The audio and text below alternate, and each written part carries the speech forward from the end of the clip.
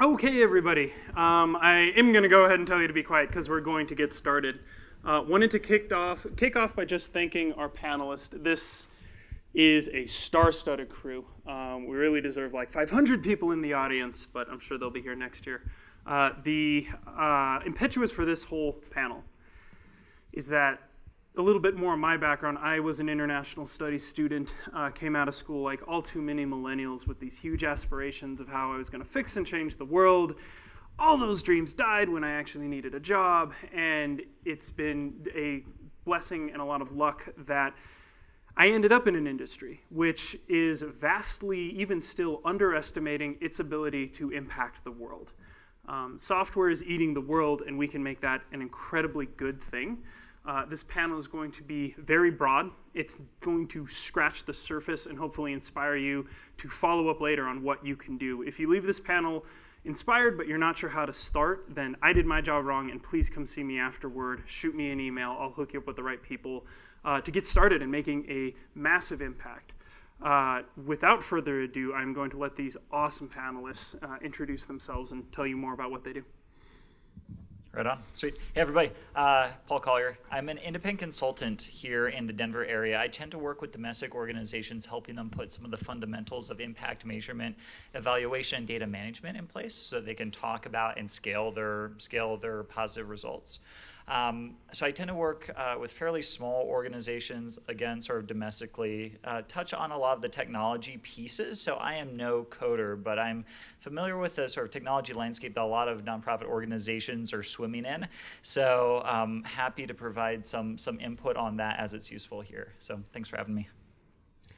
Cool. I'm Eric Nussbaumer. I don't know about star-studded. I was lucky to have my pants on when I left this morning, so Wow. I'm going to count that as a win. But my background, I came from kind of a non-traditional background. I actually had training as an atmospheric physicist. I worked up at the National Center for Atmospheric Research for a while doing Fourier transform infrared spectroscopy. And then I got into looking at climate change and climate variability and its impact on vulnerable populations. And I've worked with organizations such as USAID and their Famine Early Warning Systems Network using remote sensing data to predict famine, basically. I've also worked with other organizations such as UNICEF. We developed a facial recognition and processing model to detect malnutrition in children under 5 years old. So we work a lot with remote sensing data and using that to help social causes. Hi, everyone. My name is Christina Dosumu, and I'm currently the U.S. Operations Manager at an organization called Educate. We're located over at the Posner Center for International Development. This felt right up my alley because I got my start in the tech startup industry here in Denver. And after a couple years, just got tired of the volatility and wanted to make a little bit of a change to be with an organization that's a little bit more impact driven. And so in my time in tech startups, I mostly focused in project management, operations, and finance management. And now I'm operations and finance management in an international NGO, which is an incredibly impact-driven organization. So happy to add whatever I can to this conversation. Thanks for having me. Hi, everyone. I'm Danielle Givens. I'm the Executive Director of Marshall Direct Fund. We do youth education and women's economic empowerment in Pakistan. I've spent the last 15 years or so doing mostly grassroots, on-the-ground international development project management. So I guess I'm maybe the most grassrootsy out of everyone here on this panel. I spent a lot of time managing programs all over Africa, Middle East, and Central America. So really a lot of time sitting under baobab trees in Africa, listening to the communities on how we can better serve them. So I hopefully bring a different perspective or just added value on what that looks like really down on the ground. And I'm Nick Stevens. I'm a designer and developer, and currently I'm with a company called Project 202. We don't have any connection to global development, but in past gigs, I worked with a Tesla-backed solar company in Africa for a couple of years and built a lot of interfaces that Africans were using in their day-to-day to make money, basically, for the first time through technology. And then prior to that, a few years ago in sort of another life, I pretended to be Bono all the time by working for the One campaign. I basically did a lot of political advocacy with U.S. Congress, as well as some local state stuff as well. And that's actually how I wound up in Colorado almost 10 years ago, was working on the Senate elections back in 2010, trying to get momentum for the movement to end global poverty. So. Awesome. Well, super stoked about this panel. I want to start off by just talking a little bit about empathy and how it's going to be a theme you're going to hear a ton. I got interested in building a panel like this when I read a thread on Stack Overflow, of all places, because that's the place that has the answers to everything, apparently, when you're a software engineer, where someone had asked, how do I fight poverty using code? And someone had answered, not with some hierarching, theory of change and everything. All those things are important. But the person said, well, we had this homeless guy back when I was studying computer science come by our house because we drank a lot of beer, and he made a lot of money off of the cans. And so we programmed something for a Palm Pilot we gave him, which helped him increase his income about 15% by tracking where the most beer cans were. That really speaks to the main approach that these panelists have all really told me we should be taking. Just empathy, just getting out into your community to start. On that note, so we're going to have 3 different sections, build, teach, and give. All of them could be their own panels, so we'll move as fast as we can, and hopefully we'll follow up later if you have further questions. But building is the only part where we're talking about what we can code to have a direct impact. Teaching, we obviously are in a sector where if you're hungry enough, you can get in, how to bring people from who don't have the same privileges into the industry, and then give. We make a lot of money, and it should not be taboo to say, how can we be smart donors with the tons of money we get? On that note, so for build, there's 2 different sections I'd like our panelists to comment on. The first one, a lot of what we build simply has to do with information. There's a lot of fantastic economists I can recommend if you have no life like me, who talk so much about the role of information in poverty and economics. There are 2 different sections within build. So sometimes the data is getting, sometimes the project is getting data to the organizations like you work with. Other times it's getting data directly to beneficiaries. Some of the examples in this area would be like resource portals. There's some really cool companies, mostly in the US, although they're starting to expand international, that offer things on desktop or laptop where a social worker or a beneficiary directly can go in and say, I need this or I need that. We can also talk a little bit about mobile banking in Africa, which is huge. The M-Pesa is a company you might have heard of that's facing a lot of interesting technical challenges, but is also opening the door to a lot of interesting financial transactions. So with that, I'll stop talking and let you guys share either your strategic thoughts or some examples on how these products have worked really well or not very well.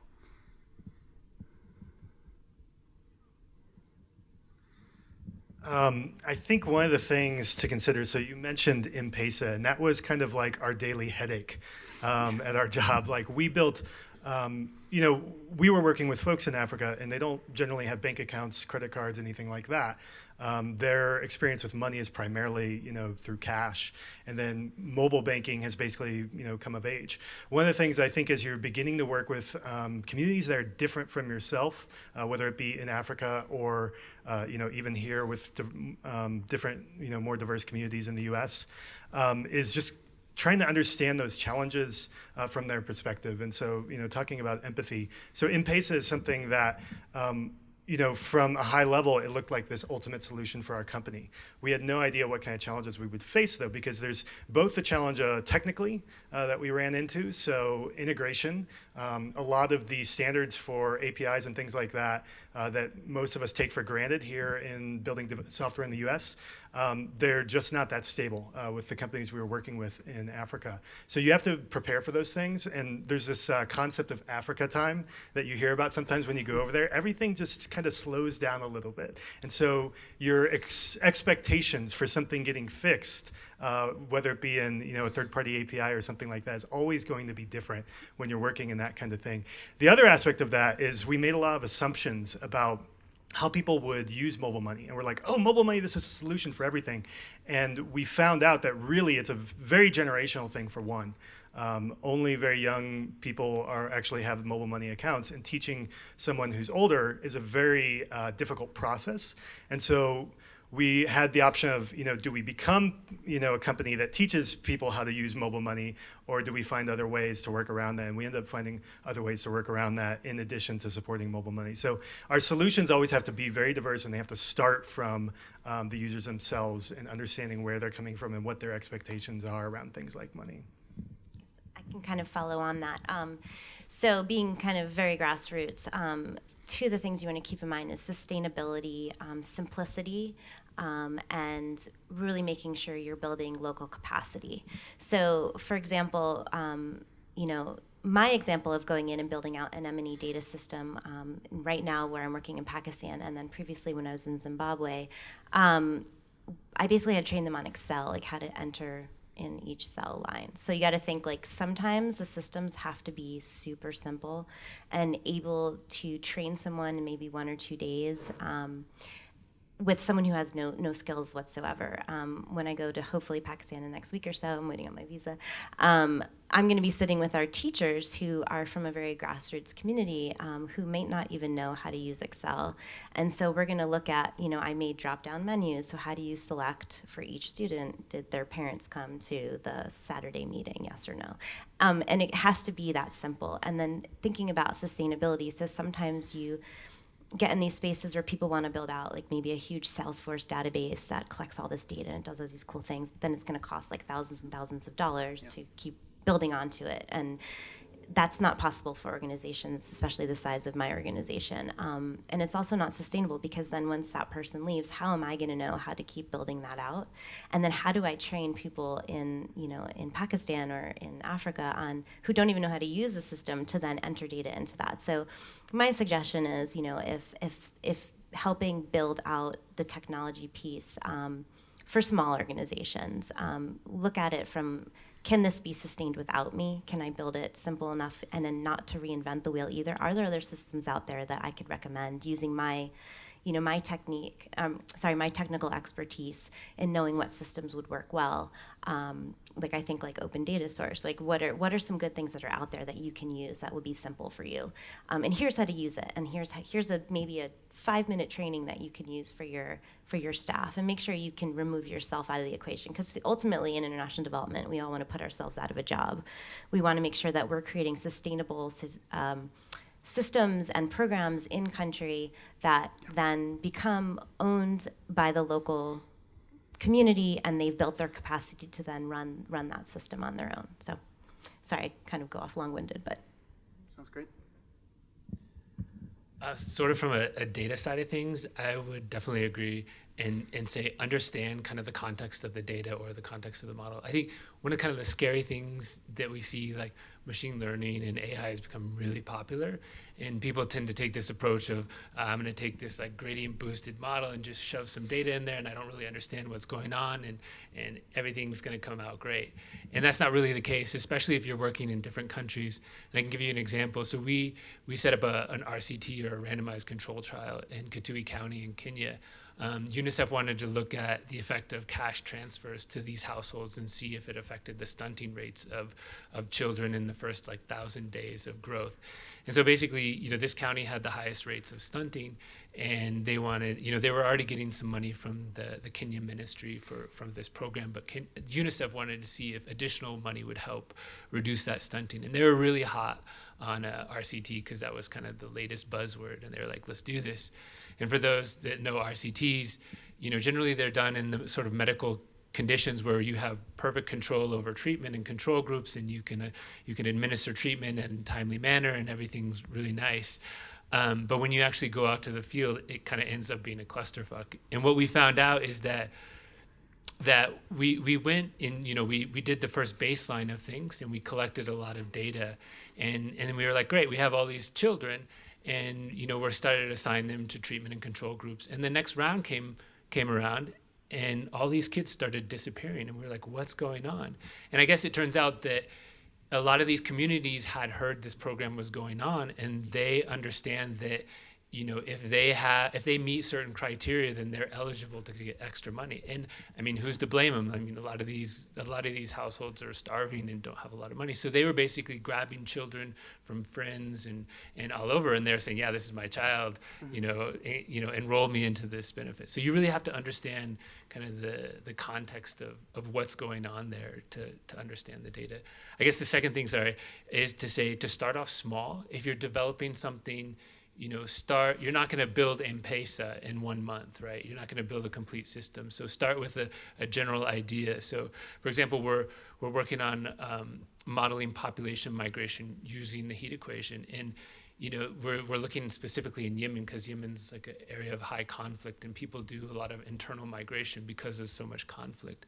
And we started, originally we were like, great, we're gonna, accurately model population migration using the heat equation, and we have these resistant surfaces, and we run the model, and we were like, this is, it says people would go in logical places, but we found that, people actually migrate over crazy mountainous terrain and other sorts of factors that you would not logically think people would migrate to. And so there's all these like socio-political things that you have to take in consideration, but you have to build that at one piece at a time. So you start with slope and elevation, and then you look at national boundaries. So just because you don't have the right answer doesn't mean you're not headed in the right direction.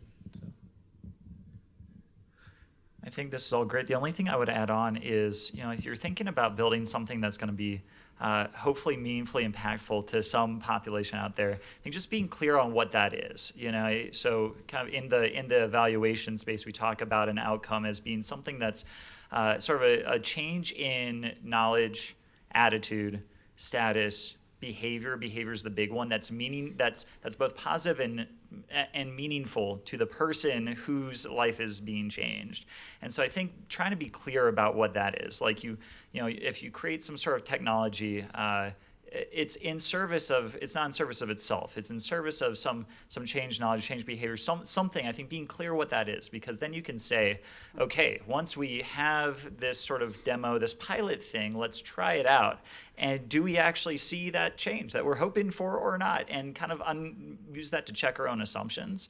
I have definitely been guilty myself of creating solutions in search of problems, and that's I think not the way to build. To exercise your skills to the greatest advantage. So just think about what's the ultimate sort of change in knowledge, attitude, and behavior you're orienting towards when you're thinking, oh man, can I build something that's really gonna make a difference here? Awesome, fantastic. I think you covered both the next question of like, how do we get more data up to the organizations as well. You did that very smoothly though, thank you. Wanted to say a quick pitch for an open source project as well that I work on that does data collection. They already covered a little bit. You heard them use the term M&E, which is, thank God, an emerging field in the nonprofit world where we're moving from pictures of smiling people to, okay, actual data. Here was our impact. Here's what we changed with the money we have. So a lot of great things to remember when starting a project. Do any of you have any thoughts on first steps? So, a lot of us work in kind of big or maybe mid-sized companies. We want to either get up on a Saturday and code something, or grab our coworkers and get them involved. How would that start? Would you want developers to approach you directly? Are there companies you can recommend or nonprofits they can talk to? The only thing I would say is just kind of be aware of the causes that you care about, because ultimately, like, there's no one right cause or one most impactful cause. It's a combination of where can you be most beneficial and your personal values. So if you care about something, just get involved in any meaningful way, and it doesn't have to be in coding. Just like show up and do something and start learning and ask questions, because I'm working with a lot of domestic organizations. I'm sure international organizations are the same.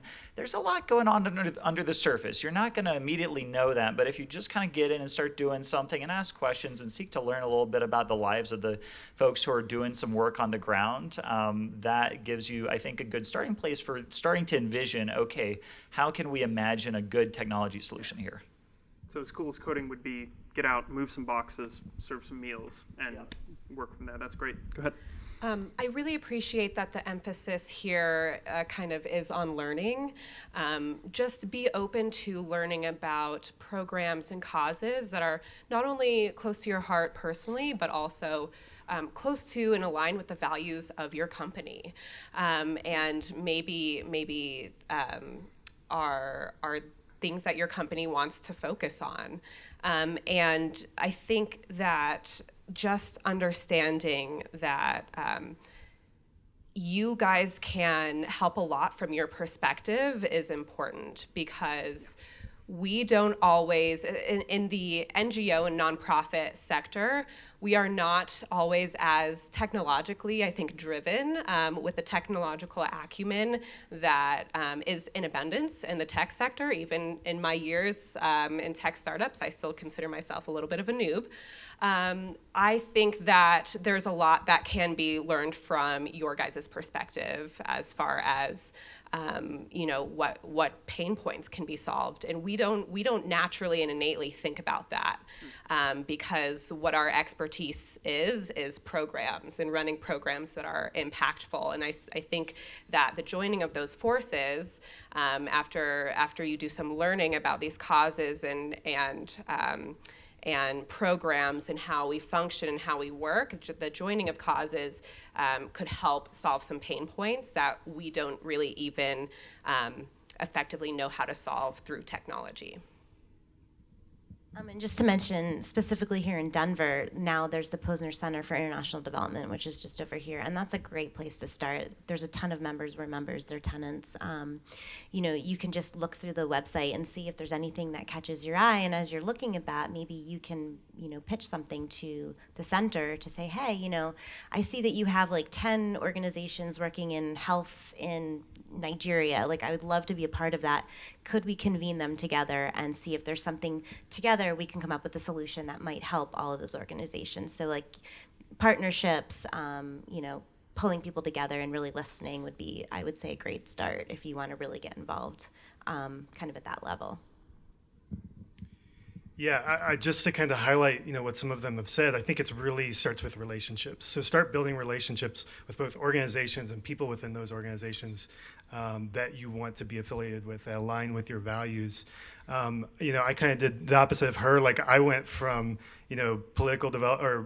global development into tech. And the way I actually got started in building websites was like, I was working with an organization, doing like PR and social media type stuff. I'm like, well, we really need some websites for these campaigns. And I hopped in and I learned it. And over time that built into another passion that I then jumped into and, sort of another career. And so you never really know how you're going to wind up in some of these areas.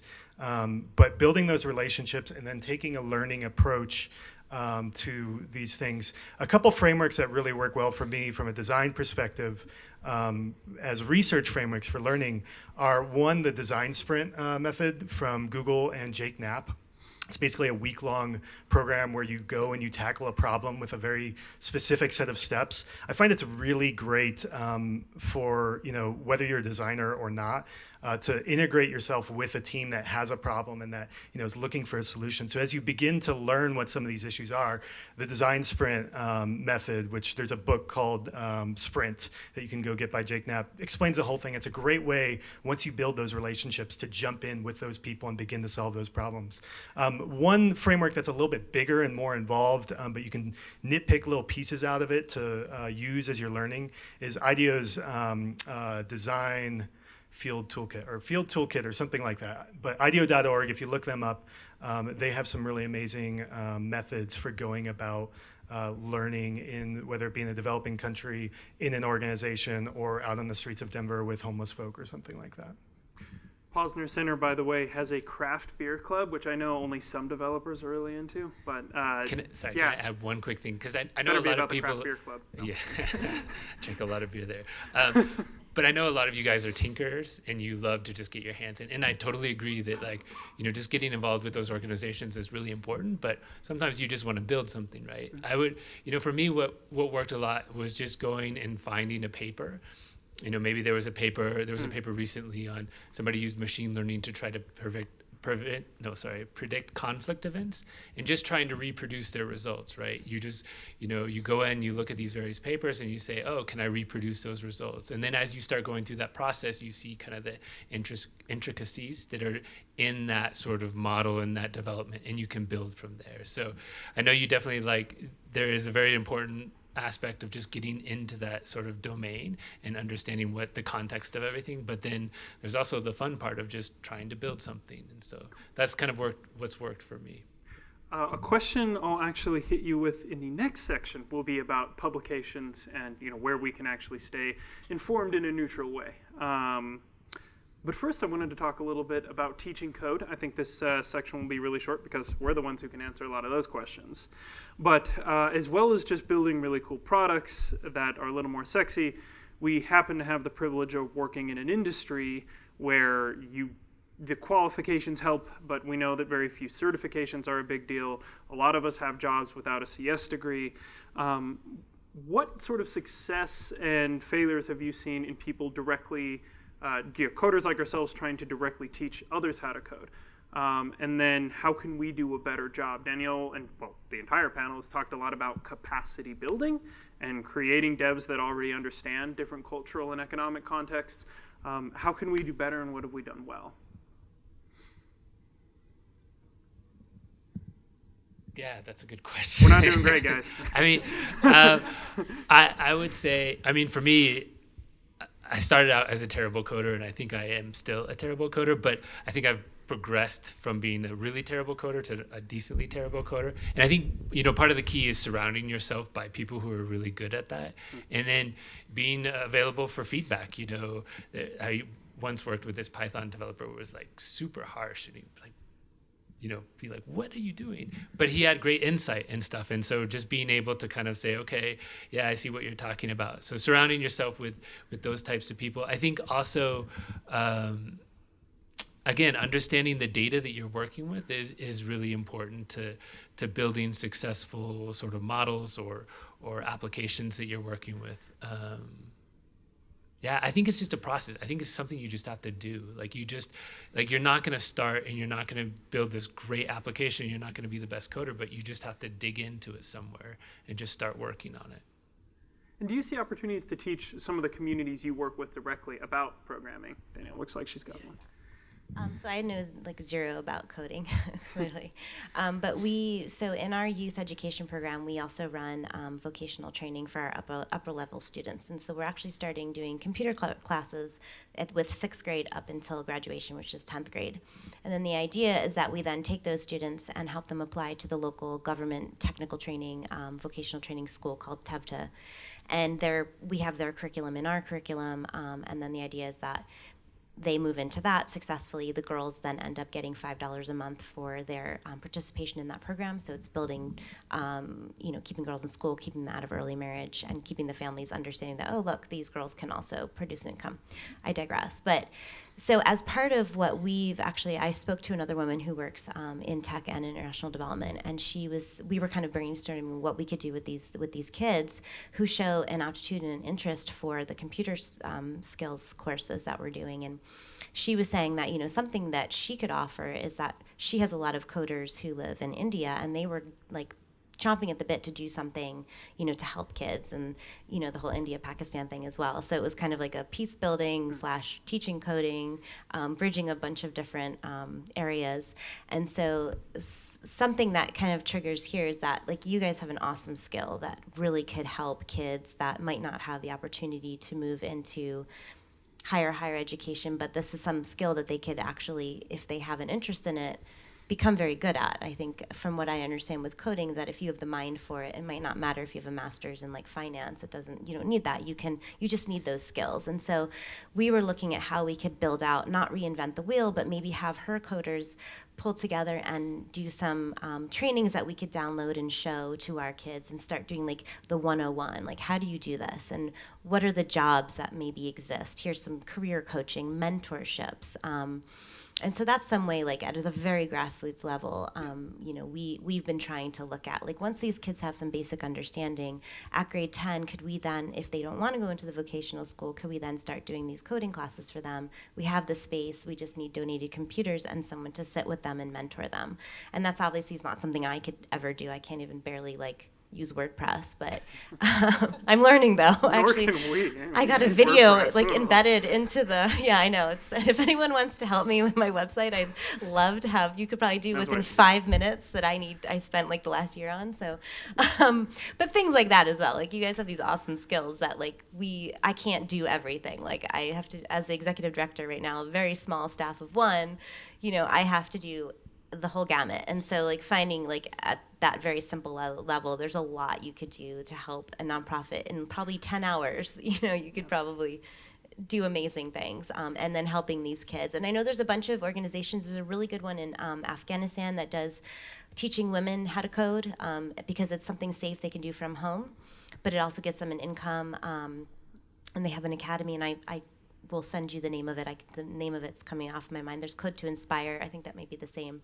But there's a few organizations that actually have coding schools in other countries that help women especially, and especially in probably a more male-dominant area.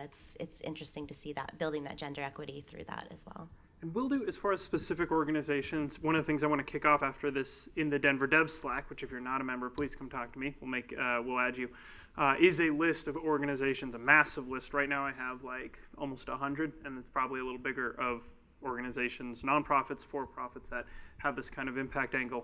But what you said is really key, because I think often our perception is, well, they're not ready or they don't have the background to start coding, and a lot of these organizations prove if you throw them something, especially at a young age, something really cool can come out of it. Go ahead, Nick. Yeah, just a couple thoughts on the idea of teaching. One, there's one of those organizations that I know of is Andela. They're a boot camp in, I think, Kenya and Nigeria. And we worked with them at Off-Grid Electric.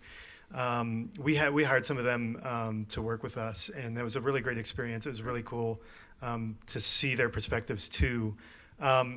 So that's one thing, less on the coding side, but more on the design side. One of the programs that we started when I was at Off-Grid Electric, they were called the Software Liaisons. And essentially, these became like our on-the-ground eyes and ears. And what I did was I picked these people from throughout the company who I knew were embedded within the structures that we were trying to build software solutions for. So specifically within like our sales and our service functions of the company.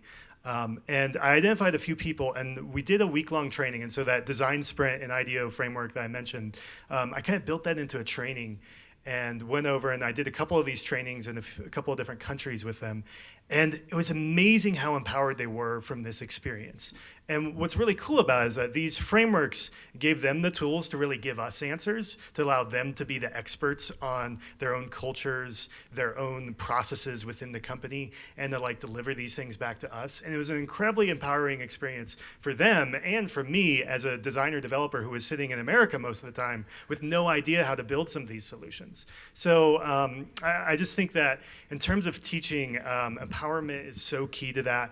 And a lot of them are so hungry to learn. It's so much fun to work with them because of the places that they're coming from and the things that they know. And I get so excited working with them whenever I've done, I think I did 3 of these trainings, and they were just all incredibly phenomenal. I was always amazed at their capacity for understanding and developing empathy and being able to present solutions and ideas, having never designed or touched code before. And then from some of that, we were able to plug some of those into further deeper places for opportunity within the company. So we had one of our liaisons who was just, he didn't quite know yet about data. Like he was like, I love data, I love APIs, but he wasn't able to quite connect all the dots between how you build out an API and how data is used to make decisions and things like that. But you could see his passion. And so from that, we were able to plug him in with our data science team, and he became like a great resource for them moving forward. So there's so much, I think, passion that you can uncover if you really teach in an empowering way and give them the tools to really be the experts on their own, cultures and data and all of that. So these two creepy fellas are now peeking behind our panel. The last section I wanted to ask our panel about before getting to audience questions, which we got to be quick on. Really quick, I work at Devetry, and we also teach code free to the community with a program called Code Forward. We are always accepting volunteers. Come talk to me afterward about that. There's also a fantastic organization called Code for Denver, which does coding with local nonprofits, and they're known for taking a lot of mentees on and teaching people to code for free. But we also make a lot of money, and one of the things that is fortunately emerging in the tech community, slowly but surely, is trying to be a smarter donor, and thinking about where our money's going, thinking of it more as a portfolio than just something we throw a little cash to, feel good about. What do you wish your donors knew or understood or did better? I can personally speak to this coming from the finance and operations side of tech startups. Even for pretty small boutique companies, from what I've seen, you would be impressed with the amount of revenue that's generated from even just small 9-person teams. And what I would love to see is more of a focus in these smaller boutique companies. You don't have to be Facebook to be able to provide funding to impact-driven organizations. But what I would love to see is for smaller boutique organizations to open their focus to giving outside of their company. What I've seen is that a lot of tech companies, which is something that I really enjoyed being a part of, are really focused on providing amazing benefits and perks to their employees, right? Because you guys have to compete with other firms for really, really good talent. But maybe think about allocating some of that you would normally spend. It doesn't have to be a huge portion, but think of allocating part of that to a local organization. You can impact with your revenue and with your resources more than you think you can. And I think what I've seen across the board is that there isn't a large focus for allocating funds to external stakeholders and external beneficiaries. And I think just even opening your mindset and shifting your perspective to creating impact outside of your organization, I think would go a long way just to start. And just on the personal, individual side, I think I would love to see people embracing themselves as philanthropists. Like, you don't have to be these guys to be a philanthropist. You can open up a donor-advised fund for $5,000, and you can direct where you want that money to go, and you get all sorts of tax benefits, and it benefits the nonprofits that you decide to put that money into. I think people need to realize that they have the power to make those decisions, and there's a million different types of funds that give you great tax advantages, but then also help an organization better than just giving straight cash. And I think, too, looking at investing in an organization. So helping the organization know that, okay, for the next 3 years, we're going to do X amount. That way you can do, either unrestricted money, which is always the best, or we want to see you be more data-driven. So here's, $10,000 for the next 3 years that you can actually build that out and start making impact so that then you can further your mission. But just realizing that you yourself can be a philanthropist, and it doesn't cost that much. I mean, $200 in our program actually educates a girl or a boy for an entire year. So it's little amounts that can actually make a big difference. So the last organization I worked for in Africa was actually what we called an impact business. So it was a for-profit that had investors and things like that with a mission-driven kind of organization. And then, back in the day when I worked for the One campaign, we actually didn't even accept donations because we were funded partially by that guy right there. So I don't have the perspective of, taking in funding and everything. But personally, I think there's kind of like two ways you can think about giving.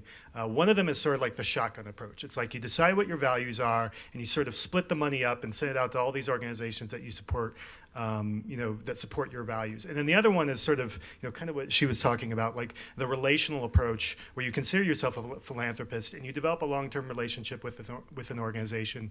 And, you may give in larger amounts, and you can think about the impact that you want that amount to give and to have for the organization, and develop a relationship with the organization, over time, so that you actually know how your money is impacting and have some influence in the organization. And I don't think that either one of those approaches is better or worse. Like, I kind of do something in between personally, but it helps to kind of think about, the type of impact you want to have and the type of way you kind of want to vote with your dollars can be thought of kind of in those two mindsets. Just to kind of touch a little bit on what you both said, I think a really good idea is to shift your mindset from being a donor to being a partner. So a partner is a more kind of active relationship than, okay, we're just going to give you money for 1 year. I think a partnership really kind of, the context behind that is it's longer term, a little bit more active, and it doesn't just stop after you give them one check. And I think that's very valuable and impactful to organizations such as ours when we're really, really focused on creating long-term, large-scale impact. Partners are really valuable to us. Donors are as well. One-time donors are. I don't want to say that they aren't, but to shift your perspective from being a donor to being a partner would be helpful. And just one thing, there's an organization called Kiva.org. It's Kiva. And so they actually do microloans to individuals in third world countries. So it's anybody can sign up and give money, and that money goes directly to the individuals, the households that apply for it. So it's a really cool microloan program.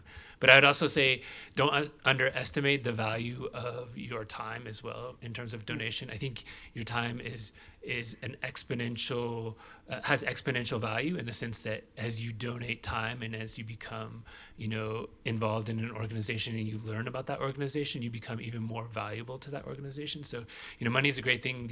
All these organizations need money to run on. But I think time also has a huge impact and should not be undervalued. Not a lot to add here. The only thing I'd mention is I work with a lot of small organizations around here, even in Denver, domestically here in the United States. I'll tell you, not one of the organizations I work with would I say they waste a dollar that they spend, right? I think we as a culture expect organizations who are trying to make this sort of social impact in this third sector, not for-profit, not government, nonprofit, do so much more with generally lower resources than any other kind of entity, right? And so then we say, we might go to them and we say, oh, we're going to restrict what you can do with this money because we think that we know better than you what kind of impact you can make. And so I would just I think realize if we're trying to solve some of these long-term problems, like trying to achieve some manner of racial equity, trying to achieve some level of sort of like housing that is achievable for all, healthcare, for everybody that needs it. The level of investment in this third sector is just going to need to be greater because we know the government isn't going there.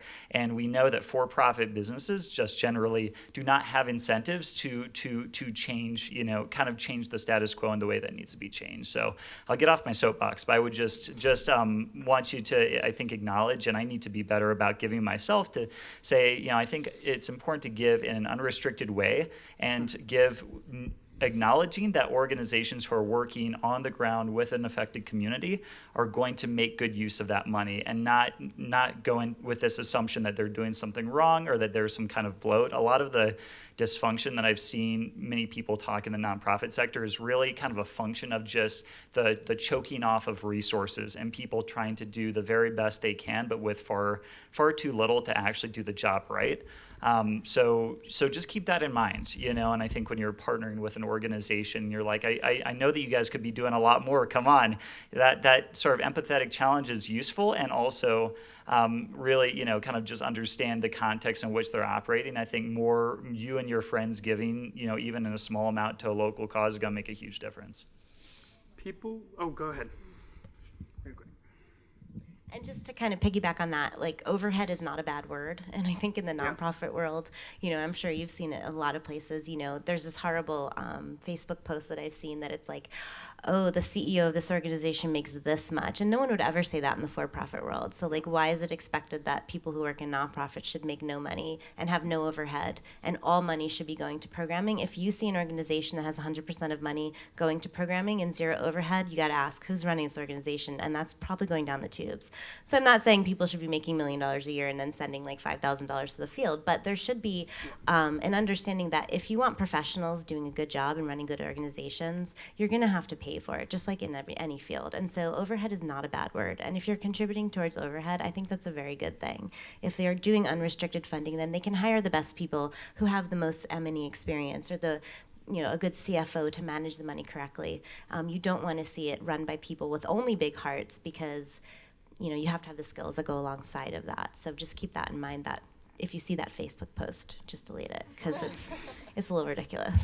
People with vague expectations telling us how to do our job. We can't sympathize at all, can we?